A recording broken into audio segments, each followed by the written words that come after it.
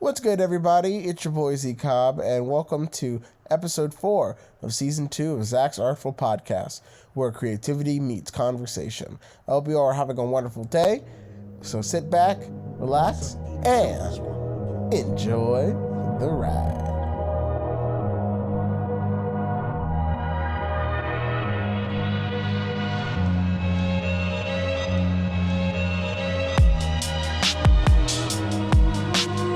Yo, what's up, y'all? Welcome to episode 4. I hope you guys are having a wonderful day, week, month, year, whatever time you're listening to this episode. I'm so appreciative of you giving this episode a listen. Give the show a listen. You know what I'm saying? We're all about good vibes here.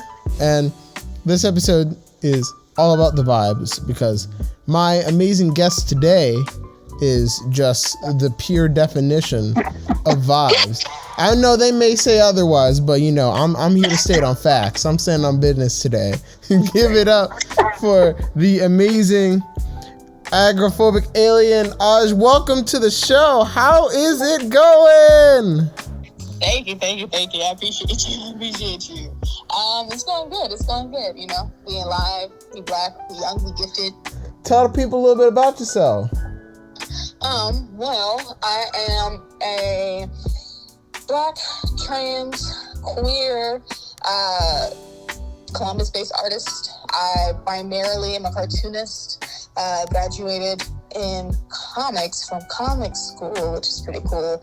But I also do a lot of painting and illustration, as well as some other little knickknacks here and there as well. Mostly, I don't know, someone who tries to capture the ethereal and the love of the other in my work and in my day-to-day life as I connect to other people. I think that's about as much as I can say about myself. That was beautiful, right? That was pure poetry right there, man. I love that. So, top of the dome. Okay, so you should have poet to your list of credits right there.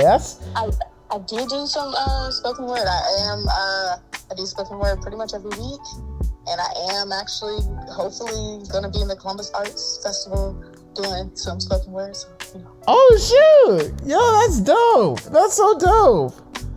Thank you. I actually applied to the Botticelli thing they're doing on campus. So yeah, for real. Yeah, I submitted a screenplay back last month. So nice. I'm hoping that I get it. You know what I'm saying? Like I'd love to. That's dope. So, you know, we black people out here spreading the good word. You know what I'm saying? We out here, we thriving. So, what initially gave you interest in doing the arts? So I guess actually I probably should have had this in my little intro, but I consider myself a storyteller above everything else. Ever since I was little, stories were the things that kept me going, that kept me protected, that kept me safe. It's what kept me excited for life, was telling stories. Reading, consuming any kind of media that would tell a story, and it was good and captivating. I was about it. And then when I was, I think in kindergarten, someone came into our class and they talked about this book. And I can't remember the title, but it's about like this talking piece of chewed up bubble gum. And it was like created by a whole class of students. And everyone was like, yeah, you know, it's the youngest authors ever. You know, they're so young, and they made like a whole book and published it. And I was like, oh, the youngest? That's about to be me. That did not happen because of the neurodivergence on several levels. But I've been drawing and writing since I was very, very little. And I don't know, I think I've had many different evolutions in that and what that looks like as I've gotten older. But it's been, art is what keeps me going. It's my blood. I could not do art, if that makes sense. No, absolutely. I'm the same way. I used to watch movies all the time when I was little, and my dad's sketch pads in the back of notebooks that he would have in the back of his car, and just like try and draw all these movies that I used to watch when I was little. Mm-hmm. Yeah, so like I wanted to try and recreate it in my own way, and that just kind of like had the ball rolling for me, like getting into the arts. And then of course, you know, the theater kid phase, you know. Oh yeah. that part skipped me. For real? Yeah, surprisingly, people be surprised. I'm like, no, I was in choir. Oh, so you can sing a little bit. Okay. I don't know if I can sing, but I know I can hold a note. Hold a little something right there. Okay. But so, shout out to the nerdy dads for real. You know, you found all this inspiration of storytelling, and that kind of like had that jump start in you. What has been like the most ambitious project that you worked on, and what did you end up learning from that experience overall? Okay, so I think just especially because I, recently graduated last year, and I'm about a year into being out of school finally, with my thesis. So that was I'm gonna say like 26, maybe 32 page comic, and I've been working on it for 2 years. Part of the reason why it was so daunting was one, that's a lot of writing. It's a lot of drawing. It's a lot of inking, coloring. It's a lot. Comics is a lot of work. Oh yeah. Love it, but it is tedious. Especially when you get critiques left and right. It can be a lot. No, I feel that critiques in general are just the worst thing ever. No, it's helpful for sure, no doubt about. Like, particular critiques from people like classmates. You know what I'm saying? Exactly. It depends on where you are. It depends on who is critiquing you. I was, and have always, for the most part, been the only black student in all white classes. And that does something, especially if your work is black focused, black characters all throughout. And telling black stories in a white classroom with critiques, it can be really, really hard. I actually had to leave one school to go to, CCAD, where, you will soon be an alum. But it took me so long because of a lot of the microaggression and macroaggression, honestly, for being for real, that I experienced. But it wasn't even just that. I ended up having a lot of, very toxic and abusive relationships that kept me from, being in my work. And then I also had like a really bad accident that everyone thinks I was hit by a car. I was not hit by a car.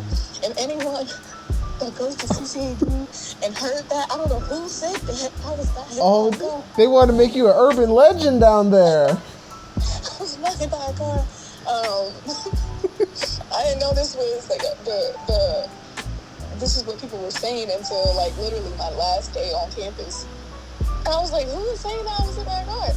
No, I fell down some really messed up stairs at the place that I resided. But it did take me out for a very long time. I wasn't able to walk. I had a very slow recovery. It was also, not during the pandemic. It was right, when quarantine ended. Right. And so, hospitals were kind of shuffling people out. So it was a lot. And living alone and trying to do art, working full time, going to school full time, it ended up making me something I love so much. I've been working on that one comic, my thesis. I've been working on it since 2016. And when that happened, I was like, wow, I'm not going to be able to graduate. I'm not going to be able to, make the story, turn it into fruition. But I got back up somehow. And, now you pushed through. You made it to the end. Yeah, I think the thing that I learned from all that, though, was it ain't got to be perfect. It don't have to be perfect. Right. When you are working on something, sometimes it's better just to put your heart in it more so than trying to do the perfection. The perfectionism will it will prevent you from doing things. Things can be a draft. Not everything has to be your magnum opus. I'm so happy that I have my book in hand, in print, and it exists. And I can go back, I can do it again, or I can make something else. But like to know that it exists on like bookshelves and in people's homes and like, you know, Right. it exists out there. Your baby. It's my baby, and it, you know, wasn't what I wanted it to be. But are any kids exactly what, you know, the parents wanted to be? No. So I think that's the same thing for art too.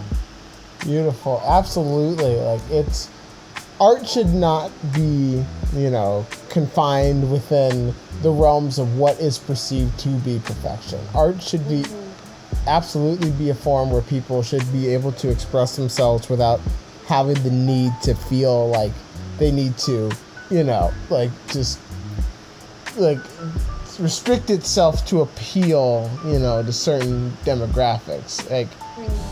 Like it's art should speak for everybody, and it's everyone's experiences, you know, like for sure.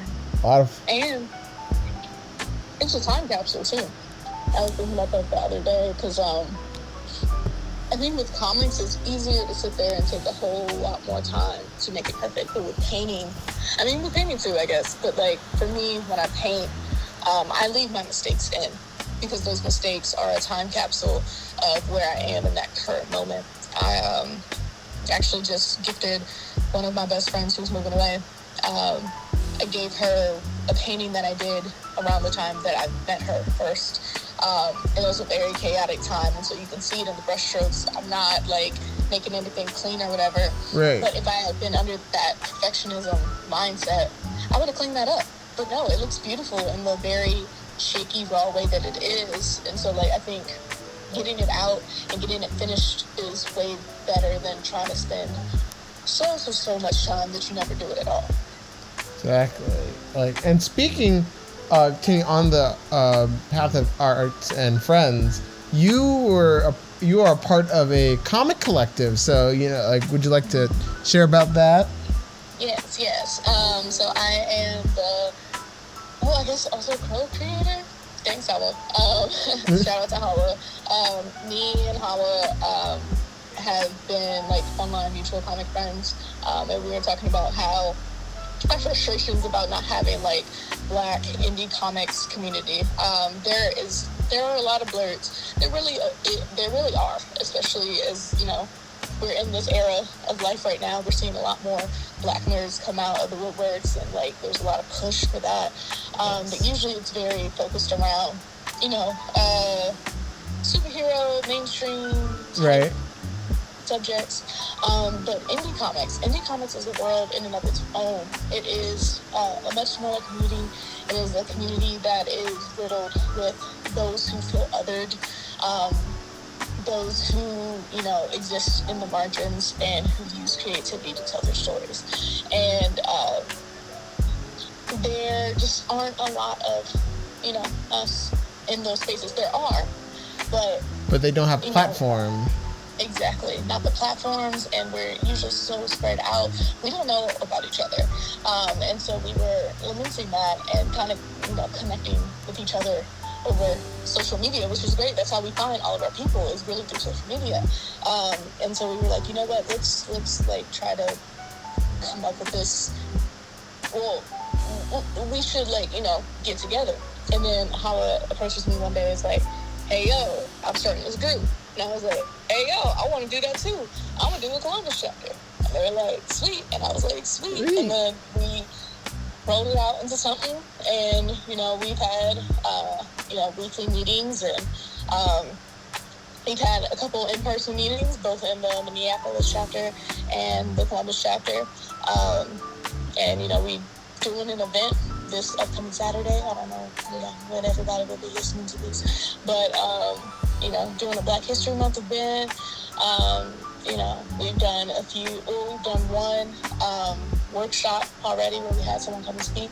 It's been really great, just even being able to chat with other Black creatives in specifically the indie format, because again, I think there is something beautiful about telling stories that are closer to home rather than, like, you know, everything can be interpreted in a million different ways. But I think the thing about indie work is that it is less for the audience and more for the individual making it, and for the individual to connect with people like the individual.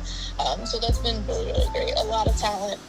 Very glad that you're in it as well. Yes, yes. And I can't wait until we get back to our in-person.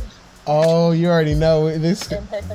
I got crazy ideas. Yeah, I've been cooking up some stuff, so I can't wait to show it to you. Yes, I'm excited. There's something about community and the very specific capacities that, we have it, that, I don't know, it's fulfilling. Like, even you asked me to be on this podcast, like, it's a podcast, but it's also just me chatting it up with you. And that's needed after being in school with primarily white folk my entire 7 years of schooling, higher education schooling. It's these moments that I miss. Not to say that I ain't never had no black folk around me. Right. But usually, Yeah. Honestly, the pandemic that took all of them out, or like switching or whatever have you, them dropping out, whatever. So yeah, I'm very grateful that you asked me to be on this. Absolutely, you've helped. Listen, you don't know like how much all your advice and help has meant to me during that time, when I was questioning a lot about what I was doing in college around that time, like questioning my major. You know what I'm saying? Like, just you've held me down, and it just really means a lot with all that you've done. Just little advice here and there. Like, it may seem little, but it really went a long way. Like you said, that little bit of community, even though there was not a lot of people on campus, that understand, but like, just even like small things just matter so much, and I just want to tell you thank you so much for everything. Of course. I don't know, I remember the day that I saw you on campus, and I was like, wait, that face looked familiar. And I had to, search through my horrible memory, and I was like, oh snap, we went to the same high school. And I was like, hold on, I gotta go say. Right. And I was like, what major are you? And you were like, comics. And I was like, yes. Comics, yes. I was so excited. And like, I'm not gonna even sit up here in front of, I don't have the largest capacity, being disabled. And when it's looking your point to the floor, it's wild.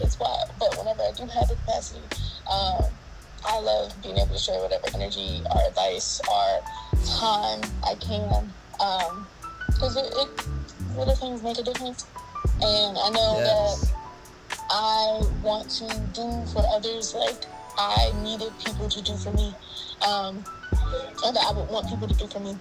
And so it's not nothing for me to, right, chat with you when you need somebody to talk to. It really ain't nothing. And, exactly. I'm always here for you, for real. And you're a real cool group. I'm very, very glad to see you doing your thing. And you be doing your thing, and I'll be like, okay then. Right. You know what I'm saying? This is just listen. This is just the beginning. We just getting cooked up now. We just getting started. You better watch out now. Listen, no, I'm excited. Like, it's gonna be a good year of creation. I know it. Yes. I'm already halfway done with my album with my band, and I'm so excited. To hear what everyone else is. If you guys want to hear my band, we're called Indigo Reptiles. It's on all music streaming platforms. You know what I'm saying? Some psychedelic indie rock stuff. We're almost done with our debut project. It should be out relatively soon-ish. We're aiming for next month, but don't hold this message to as a pinpoint or anything. Like, that's the aim right now. You know what I'm saying? But I'm so excited. I think this is like some amazing work. You know what I'm saying? Like, it's so dope. It's so dope. Have you ever thought about like doing music before? What answers that? So when I was little, before I really thought of art as like a career path, I guess, I was convinced that I was going to be a singer. And in my early college days, I thought I was going to be a rapper. And let's just say there is a hidden SoundCloud somewhere in the ethos. With some weird mess on it. But you know, I like to sing. I do like to sing. I always wanted to be like in a punk band. I thought that would have been cool. Ooh, that'd be so dope. We need more black art rock stars. You know what I'm saying? We need more of that. We need more Lenny Kravitz out here. We need more hers. You know what I'm saying? Listen, So where can everyone find you? So mostly I exist on Instagram. I am addicted. I am agoraphobic, except I have been learning that a lot of people say agoraphobic.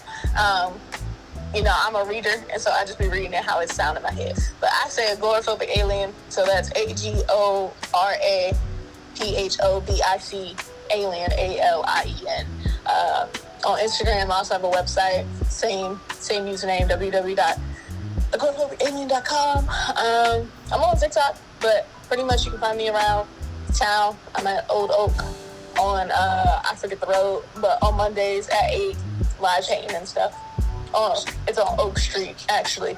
Old Oak on Oak Street. But yeah, that's where I'm usually at. Awesome. Well, thank you all so much for listening to today's episode. Make sure you guys like, comment, and subscribe. Stay tuned for more episodes coming your way soon. This is going to be a new year, new episodes. This has been Zach's Art-Ful Podcast, where creativity meets conversation. I've been your host, Zach Cobb. Have a wonderful day. And today's advice is to stay in. Don't do nothing. You earned the day off. Stay safe. Stay safe. That too. Stay safe.